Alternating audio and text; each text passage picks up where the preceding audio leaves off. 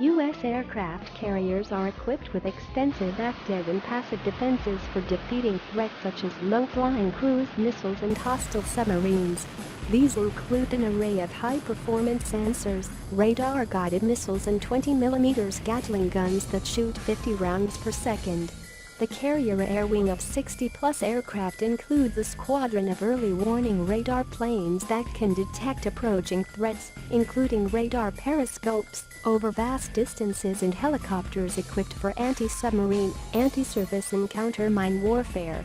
All of the carrier's defensive sensors and weapons are netted together through an onboard command center for coordinated action against adversaries.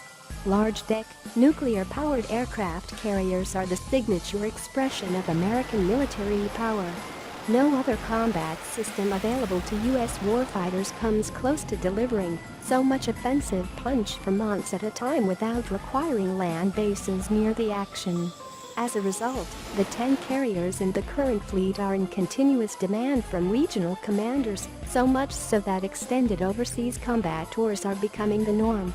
Nobody really doubts the utility of large-deck carriers. There's nothing else like them, and the United States is the only nation that operates a fleet big enough to keep 3 or more carriers continuously deployed at all times. However, 2 issues have come up over and over again since the Cold War ended that have led at least some observers to question why carriers are the centerpiece of America's naval fleet. One concern is that they cost too much.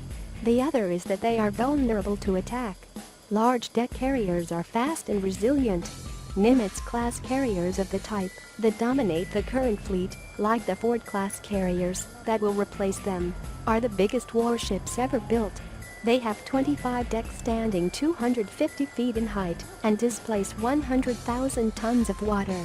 With hundreds of watertight compartments and thousands of tons of armor, no conventional torpedo or mine is likely to cause serious damage. And because carriers are constantly moving when deployed at up to 35 miles per hour, fast enough to outrun submarines, finding and tracking them is difficult.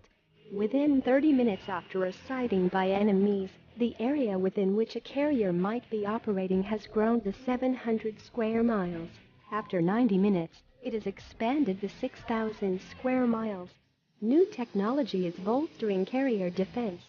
Although there has been much speculation about emerging threats to aircraft carriers, the Navy invests heavily in new offensive and defensive technologies aimed at countering such dangers.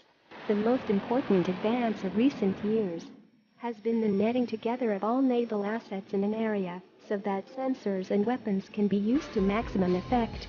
Initiatives like the Naval Integrated Fire Control Counter-Air Program link together every available combat system in a seamless, fast-reacting defensive screen that few adversaries can penetrate.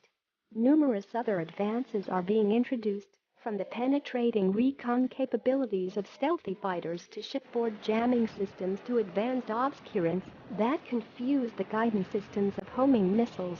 The bottom line on aircraft carrier survivability is that only a handful of countries can credibly pose a threat to America's most valuable warships, and short of using nuclear weapons, none of those is likely to sink one.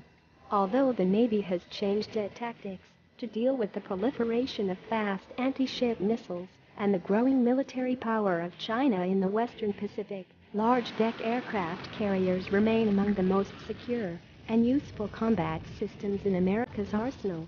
With the unlimited range and flexibility afforded by nuclear propulsion, there are few places they can't go to enforce U.S. interests. And at the rate the Navy is investing in new warfighting technologies, that is likely to remain true for many decades to come.